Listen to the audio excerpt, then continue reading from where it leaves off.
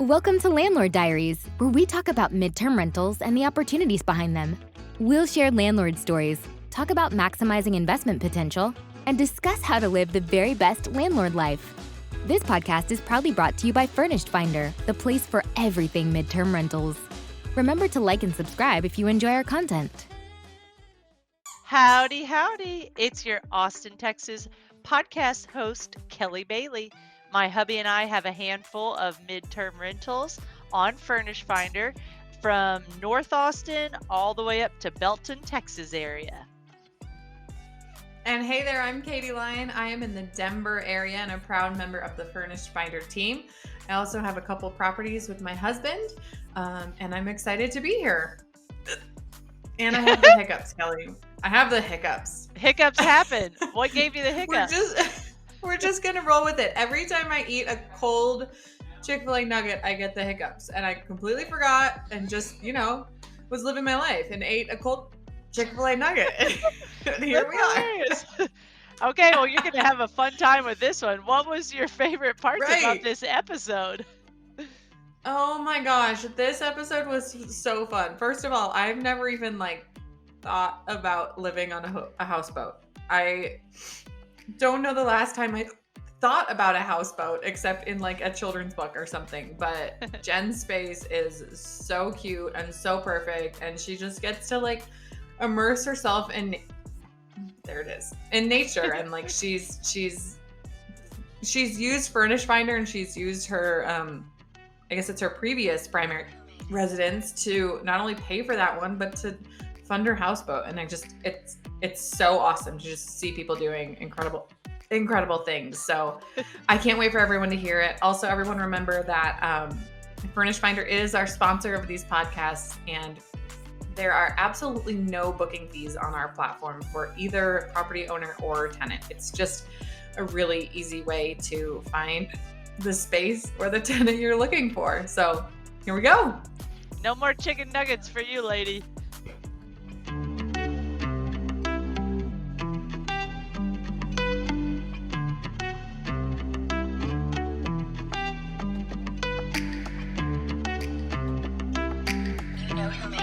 Hi, we have a special guest today. Her name is Jen Trujillo. And she's actually recording with us from her houseboat located on Orcas Island in Washington State. As a bookkeeper, musician, and property host on Furnished Finder, Jen is spending her summer on Orcas Island and pops in and out of her North Seattle home. As an ADU house hacking specialist, we are looking forward to diving into Jen's specialties on this episode. Thank you so much for being here, Jen. So let's jump into the first question. We want to live vicariously through you. What is life like living on a houseboat on Orcas Island? It's pretty fabulous, I must say. It's very different from Seattle. I wake up in the morning. A lot of times there's a couple of peacocks that nest, really? I would say maybe 200 yards from my boat. There's a grove of trees not far from me. And so sometimes in the middle of the night, they will just start making sounds. They sound like cats in pain. It's a terrible noise. It's terrible. I love it because I feel like there are just so many birds here, and the birds have been here longer than we have, and they'll probably be here beyond we're here. So it's pretty serene waking up in the morning, and it's very quiet in the marina first thing in the morning. So a lot of times I will just sit on the bow and have my coffee and listen to the birds. Nice. I would not have expected for you to say peacocks out of everything on Orcas Island. Do you see any other wildlife? Oh, yeah, lots of wildlife. There's not as much deer as there used to be. But being out here on the water, see a lot of birds. And actually, we have a pretty new eagle's nest that's actually just behind me, in that there's a little island that's off behind me. And there's a new eagle's nest up there. I think it's been there maybe a month. And so even just yesterday, I was just on the deck of the boat and saw Mama coming and going. So I haven't seen the actual eaglet yet, but that's kind of exciting. Yeah. Eaglet. Yeah. I've never heard that word. It's so cute. It's pretty cute. Yes. So definitely lots of birds. And the peacocks will take over the road sometimes, and some deer, and then all the little critters, lots of caterpillars. Whales? Haven't seen a whale yet. I saw one last year. I don't take the boat out on the water. It just stays parked here. I don't actually have it set up to drive it yet, and I don't actually know how to drive a boat. So that's going to come later when I figure that all out. But so yeah, you kind of have to go out into the sound to be able to see whales. But I saw one last year on a little boat tour, and we actually saw a couple of teenagers with their mama out in the sound last year. It was pretty awesome. Yeah. That's cool. Yeah. All right, that gives me 2 questions. First of all, how did you end up on a houseboat if you don't know how to drive a boat and you don't have any intentions, or at least immediate intentions, to take it out? And second of all, do you ever plan on renting out your houseboat? Because I'm sure this has sparked a lot of envy and jealousy in people that may or may not include myself. Right. Well, the houseboat was definitely a little strange in the acquisition. I have friends on the island. I had a couple clients, bookkeeping clients on the island as well. And so I've been visiting off and on once or twice a year for many years. And I think last year I was actually here 4 or 5 times, just because it's really peaceful. It's pretty close. It's very different from the city. I have a lot of friends here, so one day I was just out with my friends harvesting their oysters because they grow oysters in this private bay. And I saw this boat, and I had kind of been like putting it out to the universe and to Orcas Island in general, like, help me figure out how I can spend more time here. Like, how do I figure out how to live here? Just you tell me, and we're harvesting these oysters, and here's this boat. And I'm like, well, that's cute. And the brother of the owner was like, oh yeah, you should buy it. My brother's trying to sell it. I'm sure he would take this price. And I was like, and the price was very reasonable. And so I was like, what? And I just kind of checked it out, and had the little kitchen, and has a little bathroom, and it didn't have a motor. So it had been used for the same purpose previously, just a place to live. And so, yeah, I contacted the brother. I asked him if I could sleep on it, because I'd never slept on a boat either. And this was in a private bay. And so he said, sure, sleep on it. So me and my buddy hung out on it that night, and my buddy left. And in that area, there's no Wi-Fi, no cellular, like very private. And so and there was a twin bed in the back, and slept on the bed, and had the window open and could see the stars. And it was just like super quiet. And I was like, who wouldn't do this? Like, of course I'm going to buy this thing. Let's go. Yes. And so, Sounds amazing. It was pretty amazing. And then it took me a minute to find a place to moorage. Is kind of hard. So housing and moorage on Orcas Island is difficult. So I put my name on some wait lists, and then I got moved here to West Sound in November, and started staying on the boat like once a month for 5 to 7 days, just to kind of start getting it ready. And it was cold through the winter, but I definitely got the feel of it. And I did plan to like take boating lessons and learn and get a motor and do all that stuff. And between deciding that I was going to move fully out of my house in Seattle and work, and I was like, you know what? I'll learn how to drive a boat later. It's fine. Okay, so second part was, do you ever plan on renting out the boat? I guess in any way, really, because what a cool thing to be able to offer. Yeah, I definitely, that was kind of part of the plan initially. When I bought the boat, I thought, oh, this is going to be great. Like, I can share it with other friends that come to visit, or maybe put it on Airbnb, or, something along those lines. But actually, Orcas Island, and I believe the San Juan Islands, have a vacation moratorium because there's like a serious housing problem on the islands. We get an influx of a lot of service workers that come for the tourist season, basically May through September, October. And there's not enough places on the islands for these people to live. So I think that the county basically said, you know what, no more Airbnbs. Like, you guys have to start renting these to people that need to work here. And so that was one thing that I was like, okay, well, I could probably do it for friends and family only. But the other thing is that, the marina is kind of a sacred place. Like there's only so many people that live here. It's really kind of boat parking. It's definitely needs to be quiet, like in the evenings. And there's a lot of people that will show up here at 6 o'clock in the morning and start working on their boats. And Oh, so, wow. like I kind of realized that the marina probably wouldn't want me to be doing that. I mean, I would love to be able to share it, but I don't know that where it is right now makes the most sense. Right. I do kind of have another idea about, like, I'm not sure that the boat's going to stay here. I have some other ideas, like I could move it to a private dock, or I actually have some land not far from here. And we were thinking, ooh, we could dry dock it, or maybe even put it in a pond and rent it to people from the land. So Oh, that'd be cool. yeah, whether or not it comes together, we will see. Let's just put it that way.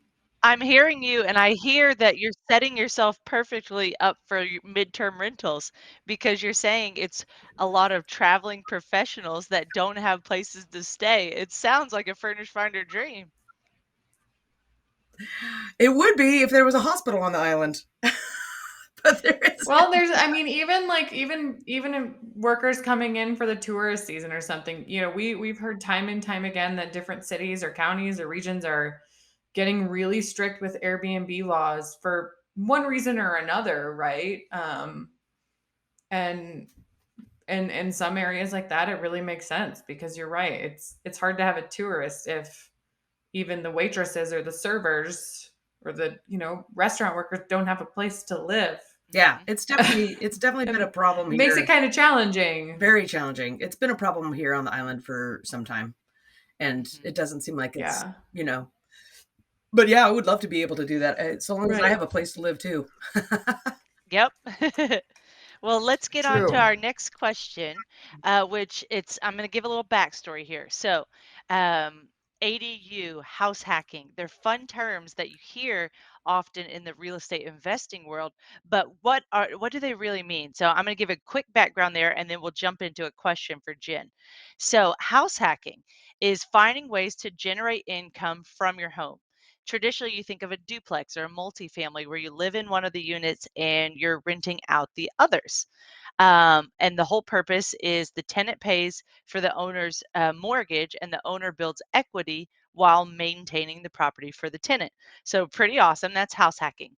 Then we have ADU, additional dwelling, accessory dwelling unit. Uh, and it's a legal and regulatory term for a secondary house or apartment that shares a building lot of a larger primary home. So the unit cannot be bought or sold separately, but they are often used to provide additional income through rent or to house a family member. So, Jen, you split your time between your houseboat and your North Seattle home, but you actually, when you bought the home, it was a 3 bedroom, 2 bath, and you've converted it into this really cool ADU house hacking rental. So why don't you tell us about your conversion and what it is now?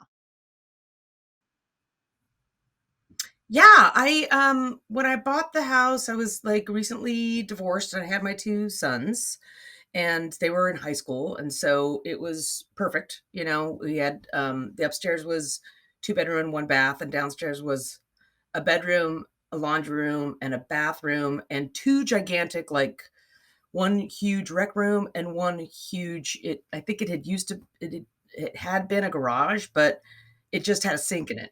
Like, so it was like this huge romper room that we didn't really use, but when they were in high school, it was fine. We would spend a lot of time in the rec room. And then once my oldest son left, I realized that it's like there was got to be a better way to use all the space, and they were both going to be gone before too long. And so I actually, my neighbor suggested that I take out the fireplace, because the fireplace was going through the middle of the house, and it was what was kind of like blocking the space downstairs.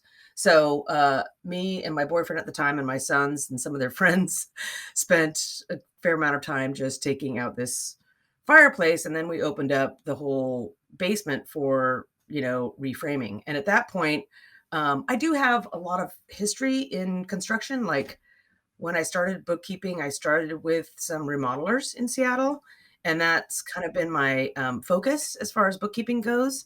And so I know a lot of people in the construction industry, which was super helpful because I was able to reach out to a good friend of mine that helped me think about how the basement could be remodeled. And he designed it in such a way so that I could like basically close one door and have a one bedroom unit, or close the upstairs door and have a two bedroom unit.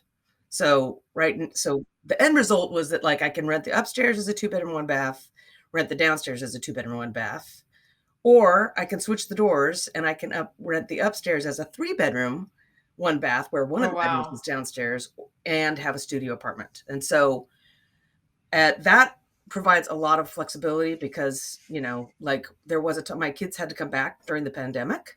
And so then I needed to have a room. And so I rented a single, and, for many years, it's been a lot of renting rooms.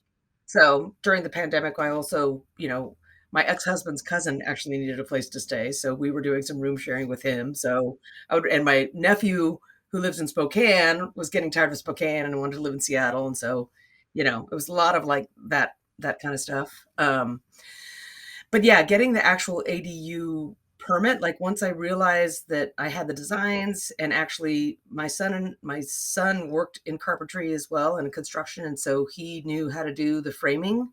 And I had a great guy who's actually another neighbor, who kind of helped me project manage a lot of it. So I have remodeled enough homes in the past with the help of my ex-husband that like I kind of understood the demo, I kind of understood the process. Um, with things that I didn't know how to do, I had this neighbor friend to help me kind of manage that. And he was super kind and taught us a lot about what we were doing and why it mattered. And especially with like relocating the plumbing and moving doors and Mm. all that sort of stuff. So in that process, I decided it would make sense to get the ADU permit. And I actually applied for the permit like right before COVID. And then, things changed quite a bit. Like all of a sudden I wasn't Right. working very much.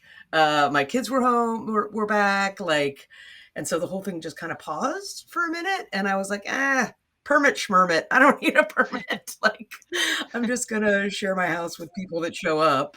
Um, and then earlier this year, the permit was about to expire. And I realized I had done almost everything needed to actually close the permit, except for the fire alarms. The fire alarms, and also making sure that there's some strange regulation about making sure there's enough parking space that's a gap from the house. And so I had some outdoor stairs that I wasn't using. And so I demoed those stairs. I put in some smoke alarms, had an inspector come up, and they passed me. So Awesome. Nice. yeah. So I've been kind of renting it like that anyway, but now that it's permitted, then that lines up with my insurance. And Right. good and bad, like the value of my home actually went up like $120,000 in one Oh day. my gosh. Well, because it was listed with the county as a 3-bedroom, 2-bath. And when I completed this permit, now it is a 4-bedroom, 2-bath ADU unit. And that has a lot more value. Right. So, That's like I awesome. said, good and bad because, well, my property taxes are going to go up, but I'm also fine with it because it's Hopefully you can make up for that, right? totally. Yeah. Yeah. So yeah, it's been That's a amazing. journey. Okay, so it sounds like you were pretty involved with the construction, and I know for a lot of women that is intimidating, especially it's it's a male-driven industry, and that can be kind of hard to take the first step and dive into. So what advice would you have for other women who, have a construction project on their to-do list or something they've been dreaming of or potential they see in their home? To make that first step or to make it a success? I think the first and foremost answer is YouTube. Because if Hey. you want to do anything construction related, you will find 6 to 28 videos of somebody doing it. Mm-hmm. And so just that whole getting YouTube over is like the world's free university. It's absolutely so great. it is totally great. And a lot of those people want to have regular watchers, users, whatever, and so they do make it in such a friendly way. there was definitely several times as a landlord where something would break and I would just get that feeling of like, oh, what do I have to call somebody and spend $500 for them to show up for 20 minutes? And I would always kind of start with YouTube. And it's super empowering because it's like, this is not a male dominated task. Like, like fixing my dryer, I had to go through several rounds of like, oh, is it the timer and how do I take it off? And I was just like, this is just problem solving. It's not, something like that was helpful. I think with I found I found very specific things on YouTube, right? Like one year it was Thanksgiving and my dishwasher and microwave broke the day before Thanksgiving. And this was it was a newer house and we were like, what the heck? Turns out it was a $3 piece within the microwave. Nice. Right? So like some like door sensor or something. And the dishwasher, I don't remember what it was, but it was something very similar. And like my husband comes into the kitchen and he's like looking at me like I'm a mad woman because I've got the laptop up and I've got videos and there's stuff everywhere. But I'm like, I'm not one to deny help, but I'll be damned if I don't try it first. Nice. Good for you. I love that. So you're right. There's so much information on there and there's a lot that's like very specific, Yeah. And I feel like there's a lot of remodeling in Seattle still. There's a lot of construction that's been happening in Seattle for a long time. There's a lot of like free webinars. There's a lot of remodeling companies that will host hey, do you want to learn more about ADUs and DADUs? So ADU, accessory dwelling unit, but DADUs are also super big, which is a detached accessory dwelling unit. So you have a detached garage that you turn into, a separate unit, or a detached shed that you can actually plumb and do all that stuff. Right. So yeah, and I know that I had an advantage because I know a lot of people in the construction industry, and I know kind of the basic process about how things go as far as, you do demo first and you rough in and then you, finish and all that. But I also feel like they've gotten much better. During COVID, the permit office at the Seattle, I think it's called SDCI now. Anyway, they were closed and I heard that they opened again this summer. And so you can make an appointment and walk in and say, this is what I want to do. Tell me the steps that I have to go through, and that's helpful. And they will hold your hand through it a little bit. Yeah. But I also think just in general, being okay with, like I said, I had a neighbor who was super helpful. And a lot of times I would say to him, I don't know exactly how we're going to do the electrical in this area. And rather than you just doing it, like, I want you to explain it to me. I want to understand the process. And I feel like there is a lot more, like, we've come a long way, babies. And I feel like there are more women in construction and there is a lot more acceptance, especially when it comes to project management. Like, that is not really a man thing at all. Like, that is just organization, which, as moms, we do a ridiculous amount of project management all day long. So it's like, once you understand some of the basics and you can get that education somewhere, reaching out for help and just asking people, and it doesn't hurt to have a good architect or designer that, kind of understands a lot of the code. Like, it kind of depends on the scope of the project. But yeah, I think it's not as hard as it seems. And once you just kind of start rolling up your sleeves and getting into it and kind of get over your own head, there was, when we took out the fireplace, my bedroom was right next to the fireplace and my entire closet just fell apart because it had been built like, I don't know, 50 years ago, and it was not built well. And so I was like, okay, well, I guess I'm rebuilding my closet. And of course I just built this big box, and then when it came time to finish it, like, I hit this major wall because that was something I always left up to my ex-husband. Like, he is a finish carpenter. And so he would always do the finish work and I would never think about it because that was his thing. And I totally got stuck. Like, I was like, this isn't my thing. Like, I don't do that. What am I, whatever.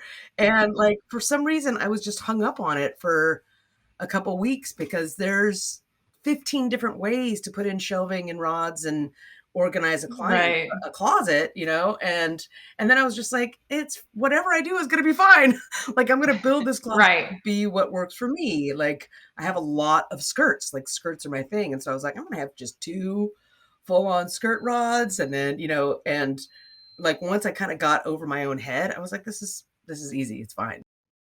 So that's a great point. How did you, because I'm sure we all have closets that were like, this closet could be so much more efficient. I have too many of them in my house. I'm like, this needs some more shelving or this or that, but I don't really know what's the best setup in general. So how did you like dive in and decide? It sounds like you chose it according to your needs, but did you go to Pinterest or where did you Yep. go to figure out? Okay, awesome. I did YouTube again because, I mean, I like Pinterest and some of those other sites for ideas, but YouTube Mm-hmm. showed me how to do it. And Great. and so, Right. like realizing where, like, the support systems, how those have to work, how far apart they need to be for a longer shelf or that sort of thing. And so, yeah, I went to YouTube and I basically probably scrolled through 6, 7 different designs and installation type things. And I was like, and another thing that I'm just like, kind of big on, which drives my sons crazy, I don't know why, is that I want to use existing materials. So, Oh, like, I happen to have some leftover trim that I knew would support my closet. And so I was like, well, how can I use this trim to build a closet? Like, and all the stuff that I pulled out of like the demo that I did, this house was built in 1949. Um, and so everything that we demoed was like solid wood. And so, like, Right. the old closet doors, I'm like, Use "I'm it. rid of this. This is solid wood. quality. Like, throw it in the Right. shed." And I actually ended up using, like, the closet doors to rebuild the pantry in the upstairs kitchen because I was like, "I need more shelves See, and here." that's And so cool. yeah, and And just then it gives it some character, right? It's not all, yes, yeah, exactly. that's awesome. Yeah, I had to Okay, really so how long did it take you? How much did it cost you? And how much do you think it would have cost you if you were to have outsourced the whole thing? those are some crazy numbers. I think from start to finish, it really did probably take a little over 2 years because I did it in pieces and I did it when Right. people were available, you know what I mean? So it's like, Right. so probably just under 2 years. And I did have to pause a lot during the pandemic because I didn't have people to As help we all and I did, didn't have right? money and yeah. Um, Right. so I think that all told, I probably um so I let's see here. So in the basement, I only kept one room, but I had to redo all the finish. Like, I re-insulated it, I moved a Mm-hmm. door. I basically the existing bathroom that was there was just garbage. And Mhm. so I completely redid that and put in like heated flooring in the bathroom. I did new Oh, that's flooring cool. Fancy. throughout the whole basement. Yeah. And so I built a new living room, I built a new bedroom. I had to install another window because I needed to have egress in the new bedroom. Mm-hmm. And then a whole new kitchen. So there was an old sink there that actually ended up on Orcas Island, which is kind of funny. Um, and so I put in new cabinets, all new appliances. My IT guy gave me a dishwasher, which was kind of great. Perfect. But yeah, but so I don't know the exact amount. I think it was just around $70,000 maybe. Because I did work in some trade because Right. I had some accounting hours banked with some people. And so it was like, hey, my buddy here on the island basically helped me pour the concrete counters in the basement and do the kitchen install and racked up a bunch of accounting hours that I have since paid off. So it's like that kind of stuff didn't end up on, and I did some other consult for some other construction guys that came and did my driveway and like that kind of stuff. So I think the cash out was probably maybe 70,000 in that neighborhood. Um, and I think it probably would have been 150 or Wow. more depending on design. Like, design is kind of expensive, Yeah. architects are kind of Mhm. expensive, Yeah. and same thing, like Yeah. I play the guy who designed it for me is a good friend of mine that we've made music together. He plays guitar and I played bass, and we made a bunch of music together. And so the amount that he charged me was kind of a joke, Right. But he also just wanted to help. And he's, lots of people, were excited for me to do this and were willing to kind of roll up their sleeves and help out a little bit. And, definitely my kids did a lot of work and didn't get paid. Right.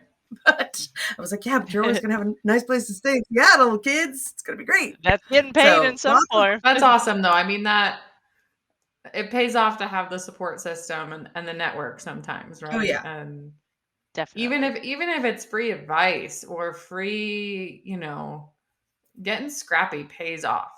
Totally pays off. Like I said, and actually just last month when we decided to completely move out and my son moved to Santa Cruz and I moved to Orcas Island, that was when I had to let go of some of these materials that I kept in the shed for a long time that I was like, oh, I'll use that someday. Right. And my son, who works in construction, he's like, yeah, we got to put all our winter stuff in this shed. So you need to get rid of a bunch of that junk. And I was like, okay, it's time, and it's fun, but I did use it. Can I share with y'all my best find? You mentioned your dishwasher. I wanted to highlight one that popped into my head. So I scored on Facebook Marketplace. You know how if you're not the first person or they don't honor like the first person that comes, you don't get it. Well, I happened to be the first person and she got back to me. It was a Sleep Number bed for free. I was so Oh my excited. Score! And for so you! the whole process was so cool because I was like, yes, she honored the fact that I was the first person that asked. It's free because, mattresses are in such great quality most of the time. People just like to upgrade because they want to try something new. And I always do stain-free mattresses, no stains. But I was communicating with her. I said, hey, when can I come pick it up? Well, when I went to pick it up, she said, oh, well, we're out at dinner, so I'm just gonna open the garage for you and you can grab it and then just close the garage when you leave. I was like, thank you. She was such a cool person and I Right? never That's even awesome. met her. But that Wow. is like, it sounds like the bartering system is alive and well, and I really like that. So next question. Um, the ADU process. I'm sure we have a lot of landlords that are interested in adding an ADU and making their current property more functional or profitable, like you have been able to do. What was the permit process like? And you already touched on it a bit, but for someone that's trying to jump in, what do you recommend for them? Definitely, if they're in the city of Seattle, or I guess maybe other cities are the same way, you walk into the permitting office and you try and sit down and talk with somebody and you explain to them what you want to do, and they will actually say, okay, great. We're going to need plans to get to the first phase, and then there's going to be inspections at at framing and at finish, and you're going to have to, and they will basically line it out for you and probably tell you to get a an architect and a general contractor if you don't have those skills yourself. But I feel like I said, their office was closed during COVID, and that was really hard for a lot of people because getting on the phone with somebody and actually just like being able to have a conversation about here's what I want to do and here's what I have, showing up with plans of your existing home is super helpful, even if they're just sketches, I would think. Right. When I bought the house, they had done some foundational work that had to go through the city of Seattle like 6 or 7 years prior. So there happened to be a set of plans for the house when I bought them, which was super helpful because I was able to That's show helpful. those to other people and they would be like, okay, great. I can take these and, but I do feel like that, even like having a designer or an architect kind of help you start out. Like a lot of architects and designers, they know all the steps that have to go through and what boxes have to be checked and that sort of thing. But they're friendly people at the city of Seattle. Like they do want to help people, Right. and it's only increasing the overall value of all of our homes in Seattle, which are kind of crazy at this point anyway. But Yes. yeah. That was, yeah, that was. That's awesome. Mhm. It's great. My sister actually lives in I don't know when her house was built. It's super old. And we wanted to reformat her closets because her closet in the master suite was just teeny tiny. And I was like, okay, well, can you like draw a sketch? Like I've seen her house a million times, and I was like, I need something to like, wrap my doodle brain around. And she was like, actually, I have the original blueprints. Someone left them in the basement, and they're like legit from like the early 1900s, like Ooh. full on printed. But when she redid her kitchen, she went to the GC and she was like, here you go. And it was like gold. Yeah. Right. Yeah. So yeah, you're right. Even if it's just a sketch, having a visual representation of what you have and what you want is amazing. Yes. Yeah, so important. Yep. Perfect. And like I said, there are a lot of contractors in Seattle. They changed something about the way you can do dadoos now in the last couple of years. I don't know what exactly, but they've made it easier for people to take. Oh, that's good. Because there are a lot of detached garages in Seattle, to the back of the house in the corner or whatever.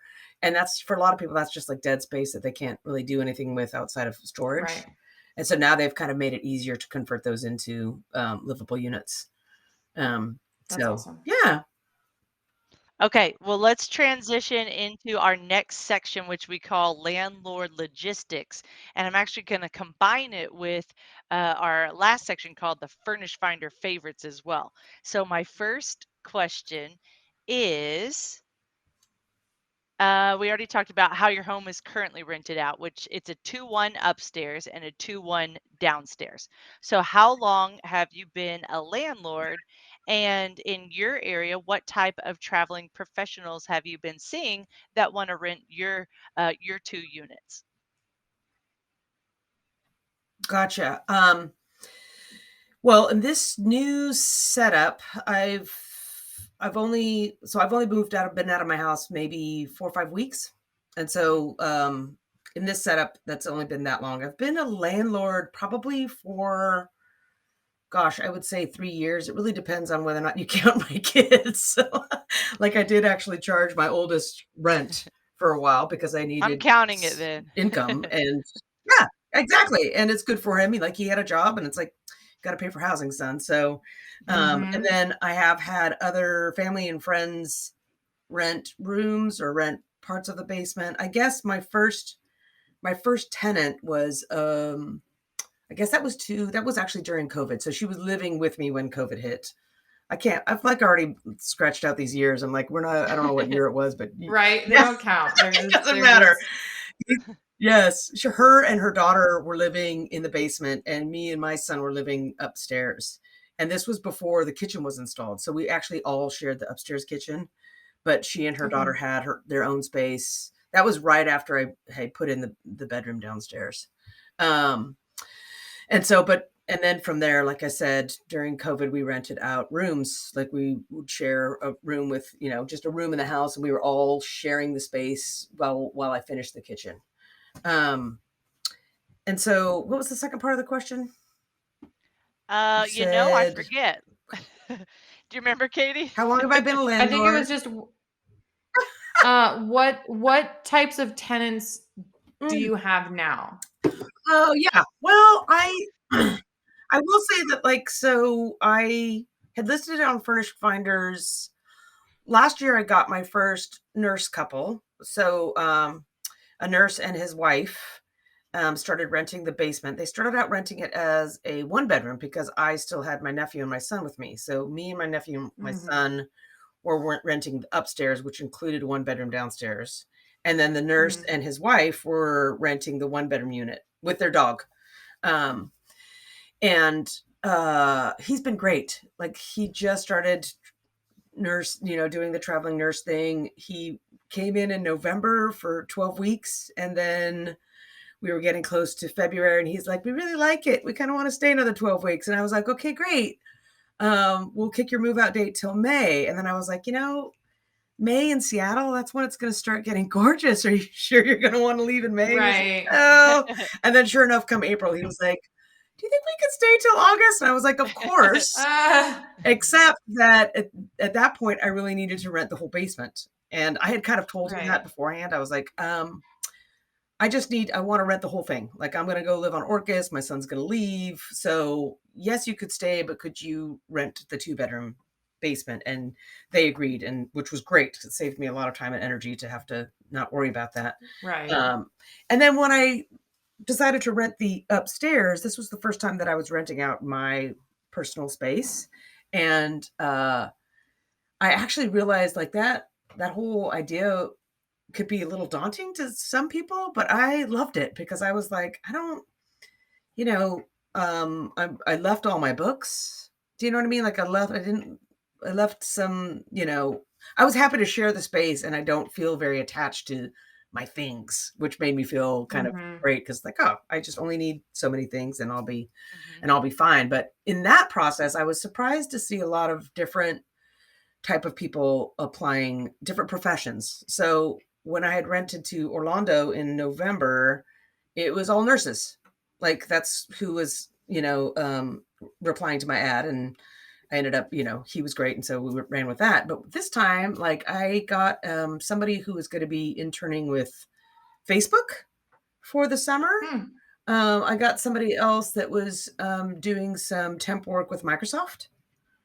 Mhm. And then I got some traveling nurses, but I also had a doctor, which, still in the medical profession, but it seemed Mhm. like there was a lot of other Mhm. people. And I realized actually my existing tenant said, oh yeah, because it's summer. Like summer in Seattle is like everybody wants to be Right. here in the summer. The winters can be a little wet and gray, and so I was like, oh, okay, Right. that makes sense. A lot of people doing in summer interns, so um, but yeah, I definitely feel like even in this short time, I have a preference for nurses just because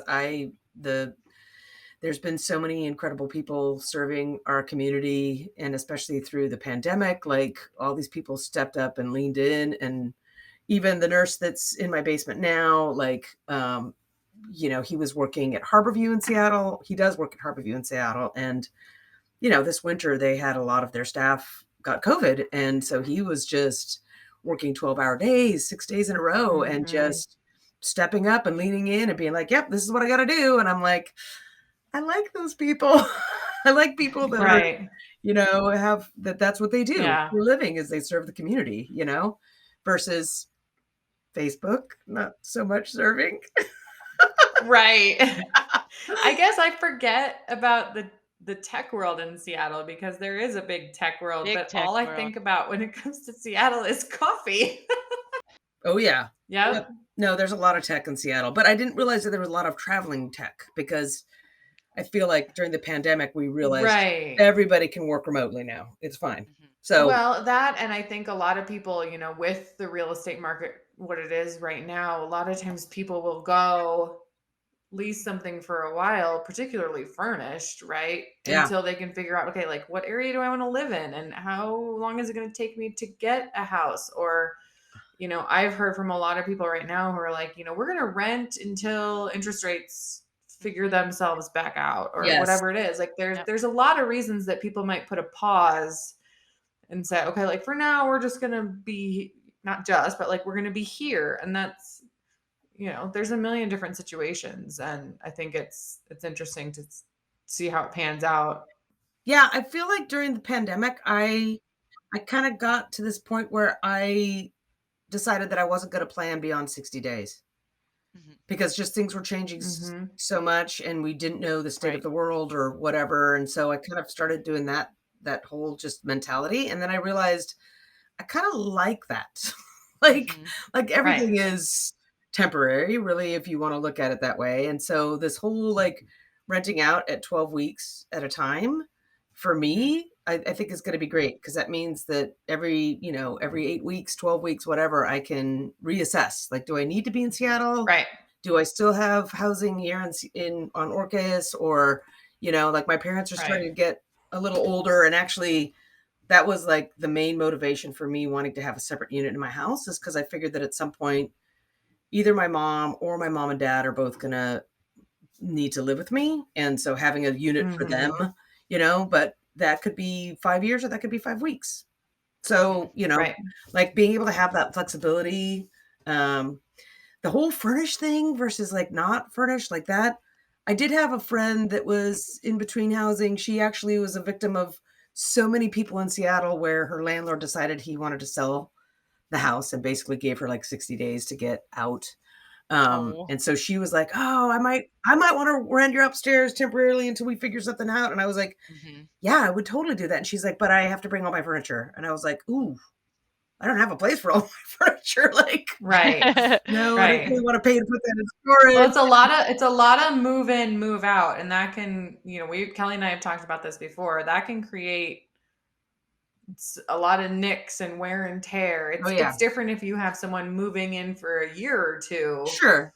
right? But if you have furniture coming and going all the time, like say goodbye to your drywall. Yeah, It's but absolutely. yeah, it's a really good point, and I think Kelly and I also talk about this all the time is there's a million different ways to make it work, right? But there's something that's nice about having that little bit of stability, the 8 to 12 weeks, maybe a little more, a little less, whatever. But knowing that, like, okay, for the next 2 months, 3 months, whatever, like I can take a deep breath, I can relax. I don't have to like stock my calendar and make sure I'm getting vacationers in there every week or whatnot. But Right. at the same time, that if life changes in 2 months or whatever, and you need to get back into your property, you're not going to be putting someone out on the street, and you're not going to be able to, you still have that ownership aspect there where, you want to do more upgrades, you want to do whatever, like you Sure. can, your Yeah. timeline is shorter for that. So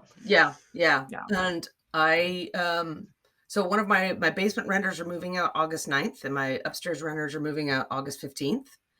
And so I'm kind of loosely thinking that, and my nephew reached out to me because he was like, "I'd really like to live in Seattle again if you have space for me." And, this would be the third summer that he's kind of come to live with me in some capacity.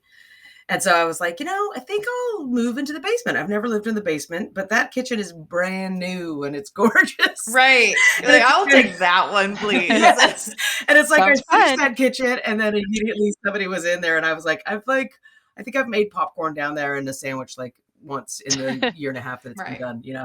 So I thought, well, you know what? Maybe my nephew can move into the basement and then I'll keep a room for myself and then rent up the upstairs. So then I still have like 75% of the house rented, and that will allow me to afford to keep a room for myself through the winter so that I can Right. kind of be like, okay, almost like live in both Because places does a your little bit. houseboat have heat? It has the little space heater. It actually has heat built into it, but it runs off of propane. And Okay. like in the winter, it got really cold. Like there was snow and insulation in Right. boats is terrible. So it doesn't like Right. keep the heat in. And so I realized pretty quickly that I could probably burn through $30 to $50 a month in propane, or I could just plug Right. in 2 space heaters and Hmm. that actually does the trick. Right. And I pay a flat fee for electricity. So I was Oh, like there you go. doing that. Yeah. Perfect. Right. Yeah. Okay, so this is a question that we ask most of our guests, and we always tell everyone like answer to the level that you're comfortable with because it's a pretty personal question. But financially speaking, what are your goals with your house, the way you're renting it out, the houseboat? Like, how are you spinning your wheel, and like what's your financial objective there? Well, I definitely like a lot of rental income. That seems to be a good thing. And I'm a little worried that I'm going to get a little too comfortable with, having my Seattle house completely rented out because for me, it's very inexpensive to live on Orcas. Like I'm one person now. Right. I'm definitely doing Right. the empty nester thing, like celebrating the empty nest. Only having to feed and care for myself is fabulous. Right. Yeah. So I do feel like I love this model. Like I don't need all that space in Seattle. I think it's very Mhm. possible that, I will be able to maintain one room for myself that I can go to and still make enough money to, pay for the remodeling. And then at some point it's just going to be, money coming in. Cause it has been a Mhm. little skippy with like, I took out a home equity line of credit and that's how I used I used that to kind of do a lot of these upgrades, and then haven't entirely been able to pay it down, but know that, like when I initially set out, because I'm a bookkeeper, I kind of do some budgeting anyway. And when I initially started it, I was like, okay, I can have this paid off in like 4 or 5 years. And then when the pandemic hit and everything kind of changed and my kids needed a place to be, and I was like, okay, maybe it's going to be 5 to 7 years. But the reality is that like sooner or later, if I keep up any kind of like, even if I'm only renting out half the house, whether it's short-term rentals or long-term rentals, it's paying for itself now. So, my mortgage is being paid and I'm able to put, a fair amount towards the remodeling debt, that it's like long-term, it's kind of, I'm not worried about it. I definitely won't, even though the value of my house has gone up significantly. And like one of my sons was like, let's sell it and get the money. And I'm like, I'm sorry, son, but renting this thing out for the next 10 or 15 years, it's going to make us a lot more money. And sounds a lot better. Yeah. And it's still going to be worth a lot in 10 or 15 years. So, it's fine. Yeah. I'm pretty happy the way it worked out. I feel like it's a pretty smart move just in general, trying to figure out, doing the rentals. There are some weird rental laws in Seattle. Like I looked into doing Airbnb, and you have to have a license within the city of Seattle if you want to rent. Cities are getting really strict. Yeah. Mm-hmm. So if you want to rent less than 30 days in the city of Seattle, you have to have a business license to do that. And so I was like, too much cleaning, too much, paperwork. No. Right. So yeah. I mean, I plan to stick with Furnished Finders for a while because it's been working out pretty well so far. I'm happy with the model. Put it that way. Yeah. So what I hear you saying a lot, Jen, is that you have this really great balance of friends and professional relationships. It sounds like a lot of your renters are family members or friends. So how do you balance that? What's your advice for other landlords? How do I balance between what? Just that friend relationship, having the friend relationship and making sure they pay you on time, and that you're getting the rent, and having that, that professional relationship alongside the friend relationship. Sure. Yeah. I think, one thing that I did with my older son that was really more like a life practice for him was I made him sign a lease. Because I was like, you know what? You need to understand how leases work. You need to understand that, like, you put down I also had him put down a $500 deposit, and I had him sign this. And that was the first time that I was like, okay, I'm going to start doing leases. Because up until then I had, my nephew and my kid and whatever, like people staying, it was like, I don't need paperwork. And so I think, and then when my nephew moved in the following summer, because he was a younger kid, I really wanted to be clear with my house guidelines. And so, I also had him sign a lease, which was just like a standard Washington State lease. But then I also came up with this document that's called Jen's House Rules, and was pretty clear about, we don't smoke in the house. If you have a pet or your friend has a pet, you're picking up after them. If you break something, it's probably not a big deal, but you need to tell me about it. And if it was your negligence, you're going to, this is how we're going to do things, guys, and definitely most, aside from my first friend and her daughter that moved in, all of my tenants have been men because I have two sons, one of their friends, my nephew, my ex-husband's cousin. We rented to another kid who was going to school here for 9 months, and they're all like 20 something except for the one cousin.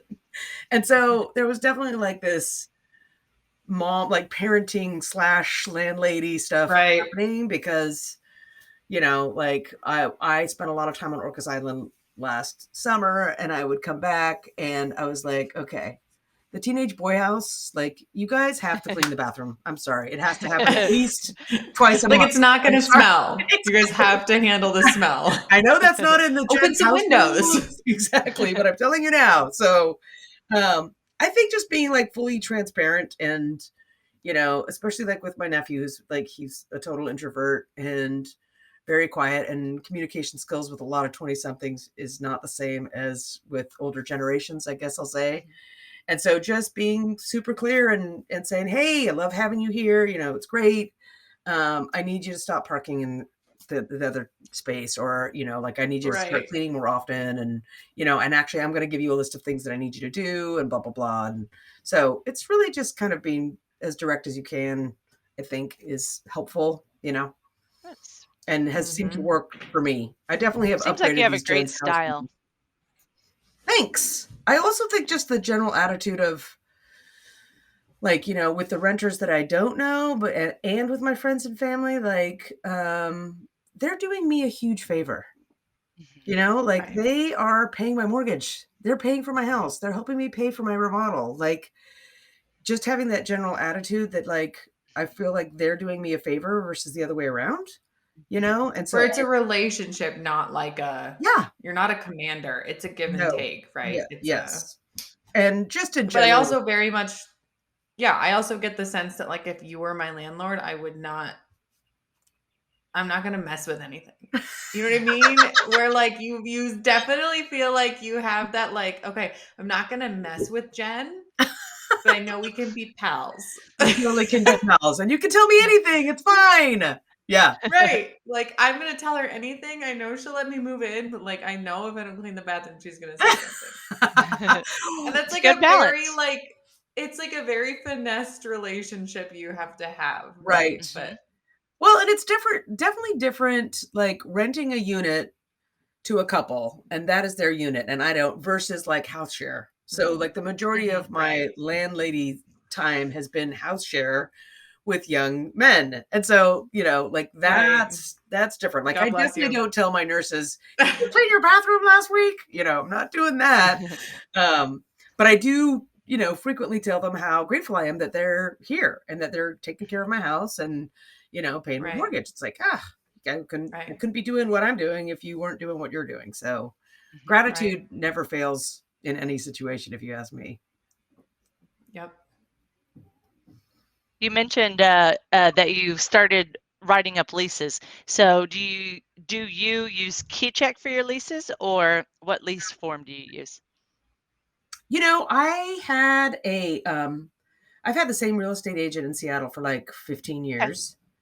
And she's fabulous. Like, I didn't really want to buy this house. It was just a little bit over my budget, and I set budgets and I stick to budgets. You know what I mean? And she was just like, you're buying this house because you're going to end up renting it. It's going to pay for itself. Just do it. She really kicked me in the ass and said, this is happening. And so I reached out to her because she also has multiple homes in Seattle, and she gave me her lease draft. And then I cleaned it up a little bit. I mean, it was like 14 pages. There's a lot of legalese that you kind of have to keep in there, which sucks, but it also protects everybody.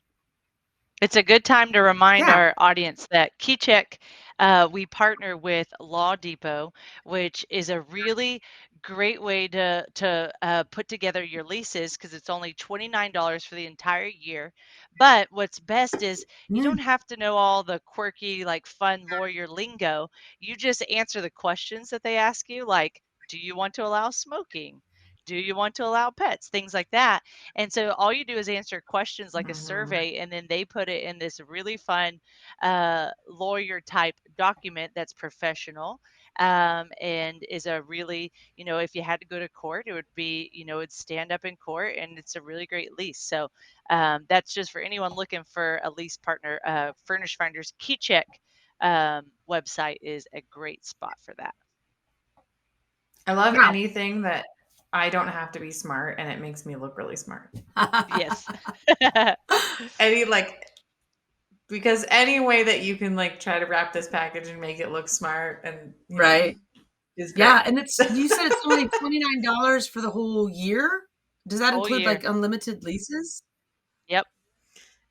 Wow, that's pretty good, especially if you because there is different things in different cities or states, and so that seems like that would be really helpful and super affordable. Good point. They do. It's state based. So that's the first question is, what state will your lease be in? And so they have all the laws up to date for each of your states, which is really nice. That's awesome. Yeah, Yeah. pretty And I cool. bet during COVID, like there was a lot of eviction laws that came into place during COVID. So stuff like that, kind of trying to keep track of that would be hard. Mhm. Right. That's awesome. Yep. Yep. All right. So, what do you like the most, or what have you found the most beneficial about Furnished Finder thus far? I would definitely say that I feel like all the tenants that have applied with me have been like phenomenal people. And I've heard one of my other neighbors does some rentals and she will list things on Craigslist. And half of the people she comes across are like, well, who was that guy? You know? And I Right. feel like the clientele on Furnished Finder are all these really great people that kind of have their shit together and know what they Right. want and are professional and are kind and straightforward. Being able to kind of, track all of these, like when I rented the upstairs unit, I realized, and actually I think the tenants that I have now, somebody that I was talking to was like, ooh, you underpriced it. And I was like, damn, but I was like, how kind of you to tell me that I underpriced it for one thing, Right. and I You're should like, so my price is locked in, but charge the next person more. Yes, exactly. And I should have, I kind of thought that was the case because within 2 days I had like almost 20 applicants.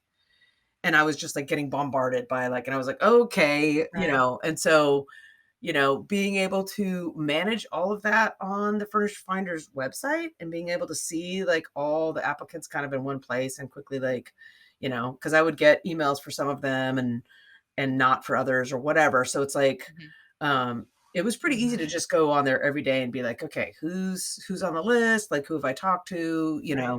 That sort of thing. But I also feel like, it was really quick and easy for me to list my upstairs. Now I'd done it before with the basement.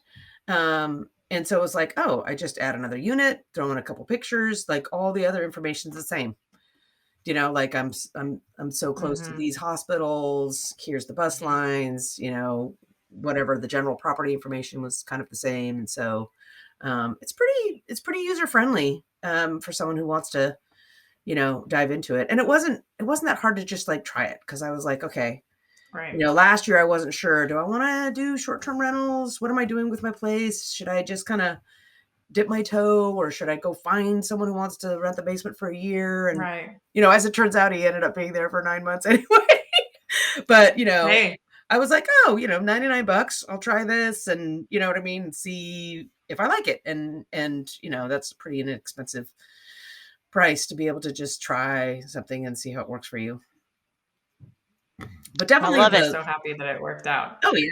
Yeah. And like I said, definitely just really only having really great people apply is pretty nice. Right. Yeah. That's huge. Yeah. We hear that time and time again, and that's how I feel in Austin. We've had so many professional travelers that, when you're renting it for a shorter period of time and you have a larger deposit, just like you would for a 12-month, they want their money back within a few months. A 12-month, you kind of Right. Yeah. you paid it 12 months ago. You kind of expect to lose some of it because you've made it your own and put stuff up on the walls and, dinged a few things on your way in.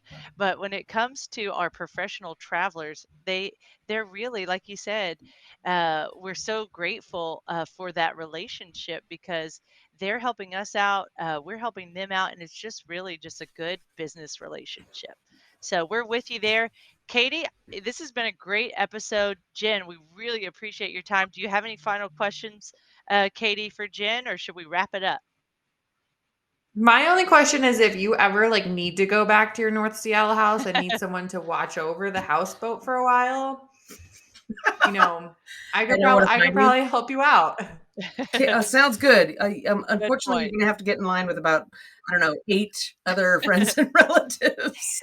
Well, The day may I'll come. come in the winter. I'm in Denver, so I'm used to the cold. Oh, got it. Yes, you can come in winter, no problem.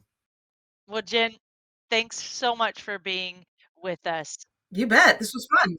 Yes, this is fun. We have plenty of episodes. So if you like Jen's episode, go ahead and listen to another one as well. We have some great guests, all different perspectives on how to be a great Furnished Finder host. So thanks, Jen. Everybody, until further ado, see y'all later.